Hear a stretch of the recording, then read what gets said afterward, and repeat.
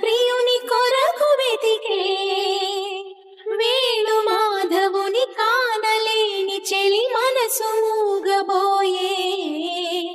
కన్నె బాధగని కాటుకే కరుగయమున నల్లనాయే కడలిలోని కెరటాలే ఎదను దాటు విరహాలై